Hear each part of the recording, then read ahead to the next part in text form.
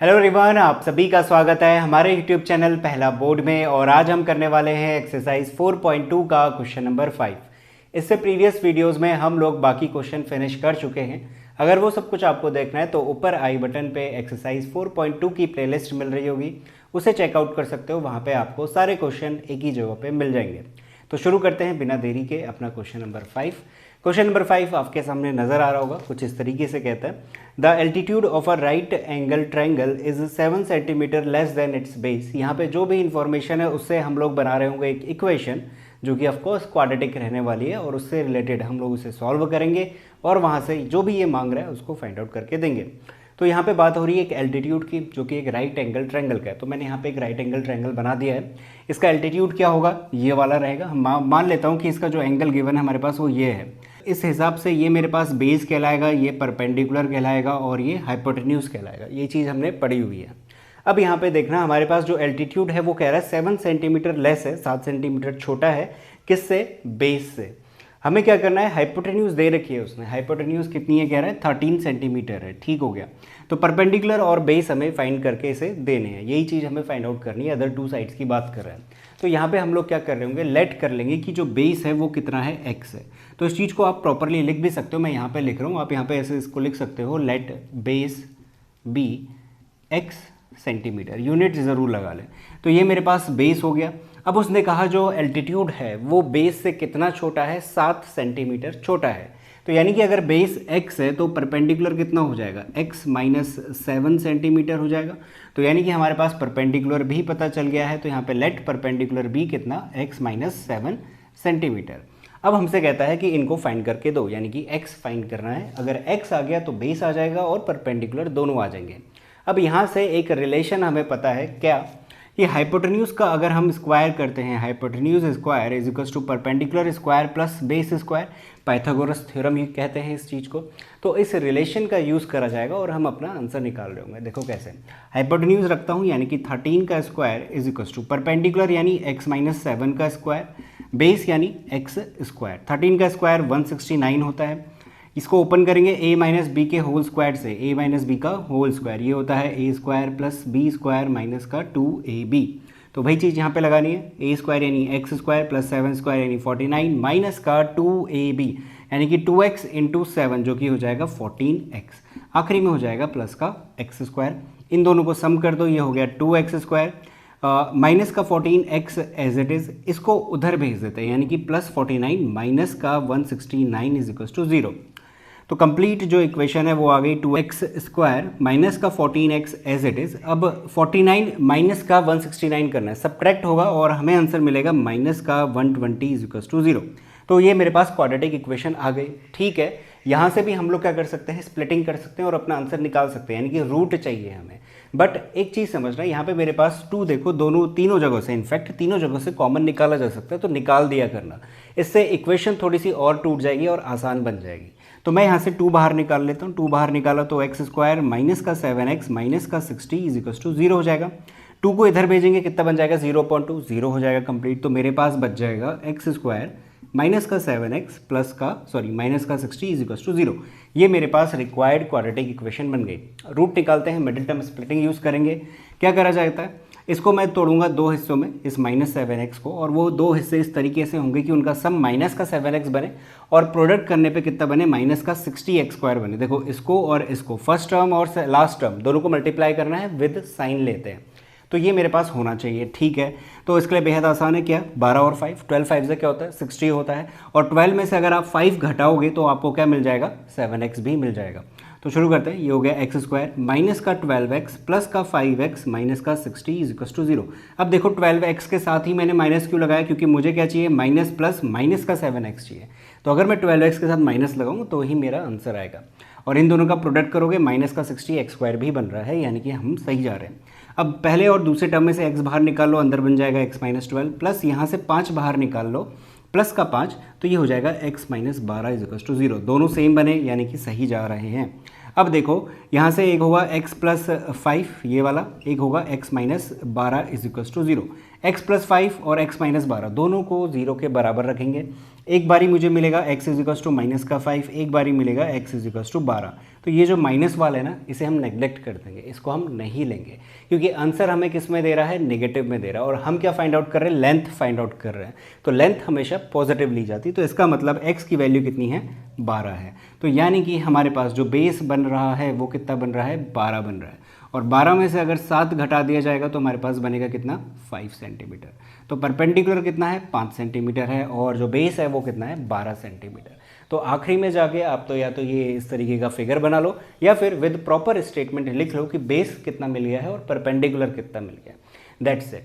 तो इतना ही हमें इस क्वेश्चन में करना है। आई होप आपको क्वेश्चन समझ में आ चुका होगा। अभी फिलहाल हम लोग बिना टाइम वेस्ट करें ये क्वेश्चन शुरू करते हैं। आपके सामने नजर आ रहा होगा, मैं रीड करूंगा और उसके बाद हम लोग इक्वेशन बना रहे होंगे और अपना सॉल्यूशन फाइंड आउट करेंगे। थोड़ा सा टिपिकल लग सकता है स्टार्टिंग में, बट इसको पेशेंटली सुनना और समझने की कोशिश करना आसान बन जाएगा। तो सुनो क्या कहता है, a cottage industry produces a certain number of pottery articles in a day. कोई एक कॉटेज इंडस्ट्री जहाँ पे पॉटरी के आर्टिकल्स बनाए जा रहे हैं किसी एक दिन में, ठीक है। It was observed on a particular day, एक दिन चुना गया और ये देखा गया कि जो कॉस्ट है, cost of production of each article, जो उस आर्टिकल को बनाने में एक दिन की कॉस्ट निकल के आ रही है, उसके बारे में बात कर रहा है। कितनी है कह रहा है, 3 मोर, 3 ज़्यादा है, more than twice the number of articles produced on that day.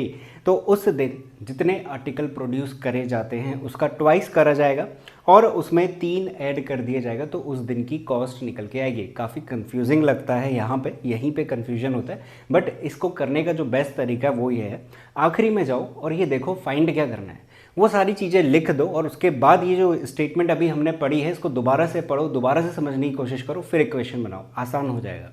तो देखते हैं आखिरी में जाके क्या कहता है। इसके बाद कहता है टोटल कॉस्ट जो निकल के आ रही है प्रोडक्शन की, वो आ रही है 90 रुपीज़, ठीक है। इसका यूज़ करेंगे बाद में। Find the number of articles produced, हमें ये बताना है कि नंबर ऑफ आर्टिकल्स कितने प्रोड्यूस करे गए और कॉस्ट कितनी है हर एक आर्टिकल की, ठीक हो गया।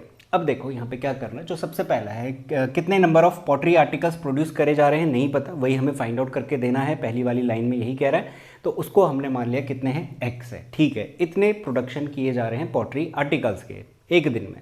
इसके बाद मैंने क्या लिखा है, cost of production of each article, यही हमें फाइंड आउट करना है कि कितनी कॉस्ट है, कितनी लागत लग रही है उसको बनाने में, तो ये हमें फाइंड करना है, नहीं गिवन है।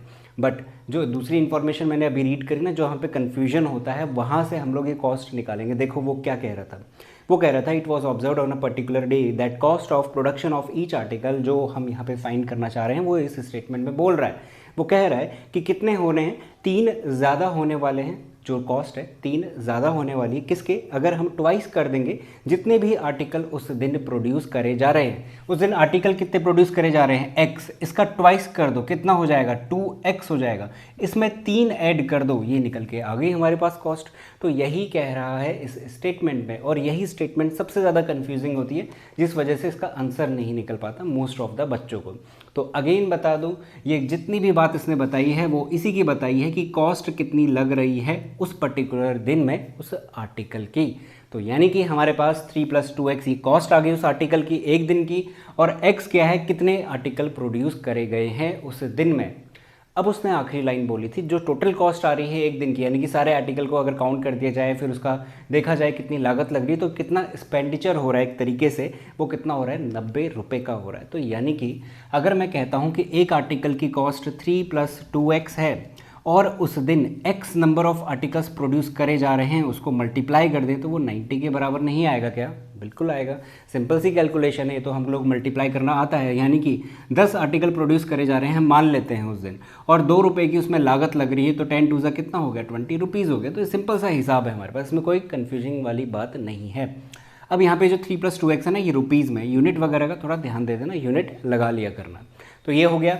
अब इसको मल्टीप्लाई करते तो देखो 3x + 2 times of x² = 90, 2x² + 3x minus का 90 इधर भेज दिया = 0। ये मेरे पास रिक्वायर्ड क्वाड्रेटिक इक्वेशन निकल के आ गई। इसको सॉल्व करते हैं मिडिल टर्म स्प्लिटिंग का यूज़ करके। इन दोनों को मल्टीप्लाई करूँगा, देखो कितना आएगा, माइनस का 180x² आ रहा है, ठीक हो गया।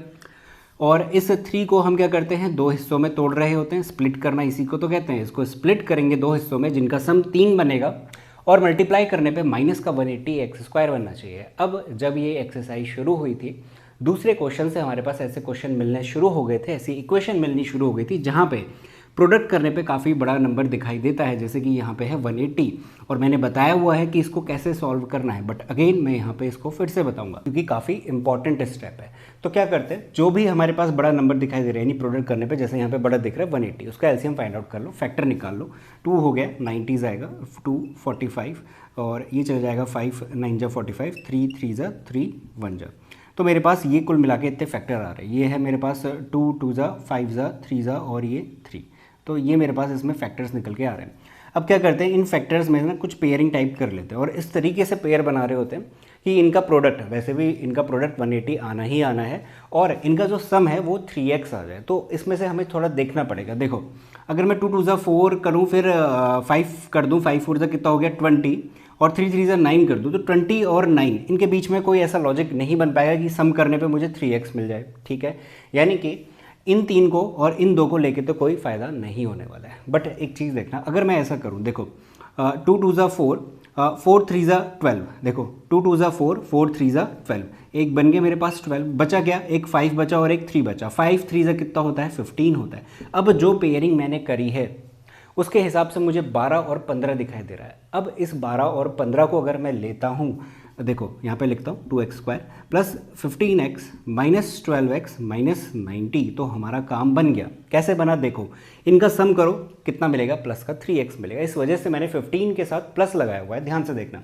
मल्टीप्लाई करोगे माइनस का 180 एक्स स्क्वायर मिलना ही मिलना है। तो यानी कि आपके पास अगेन यहाँ पे किस तरीके से पेयर लिए जाएं ये देखना बेहद ज़रूरी है। स्टार्टिंग में थोड़ा सा टाइम लग सकता है, बट आप इन्वेस्ट करो इसमें टाइम, आपको अच्छे रिजल्ट मिलेंगे, आप जल्दी आंसर फाइंड आउट कर पाओगे।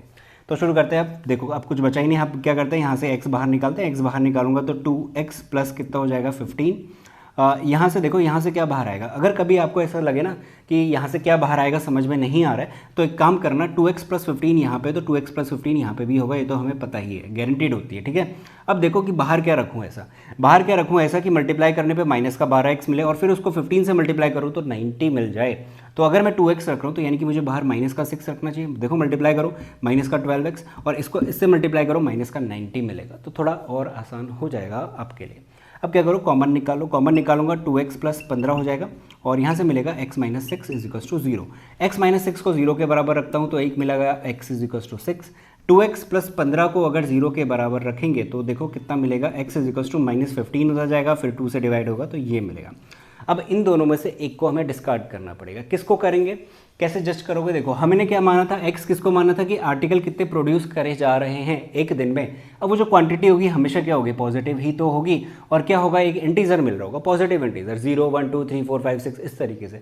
बट यहाँ पे तो फ्रैक्शन में है और ऊपर से क्या है, नेगेटिव है, यानी कि ये नहीं चलेगा। ये हमारा राइट आंसर होगा, x इज इक्वल्स टू 6। तो यानी कि आर्टिकल कितने प्रोड्यूस करे जा रहे हैं एक दिन में, वो हो जाएगा 6। इसने एक और क्वेश्चन पूछा हुआ था क्या, कि कॉस्ट कितनी लग रही है हर एक आर्टिकल को प्रोड्यूस करने में, जो कि यहाँ है कितना 3 प्लस 2x। इस 2x की जगह पे 6 रख दो, 6 इंटू 2 प्लस कितना 3, 6 2 12 प्लस 3 कितना 15। तो जो दूसरा आंसर हमारा आएगा वो आएगा ₹15 और नंबर ऑफ आर्टिकल्स कितने प्रोड्यूस करे जा रहे हैं वो आएंगे 6। इन सारी चीज़ों को आपको प्रॉपरली विद स्टेटमेंट लिखना है। मैं यहाँ पे रफली कर रहा हूँ क्योंकि मुझे समझाना है तो मैं सॉल्यूशन लिख रहा हूँ खाली, बट आप लोग प्रॉपरली इसको आखिरी में जाके विद स्टेटमेंट इसको कंप्लीट करोगे। बस स्टेटमेंट ही तो लिखनी है, बाकी सब कुछ मैंने बता ही दिया। ठीक है, तो इसी के साथ ये वीडियो यहाँ पे ख़त्म होती है।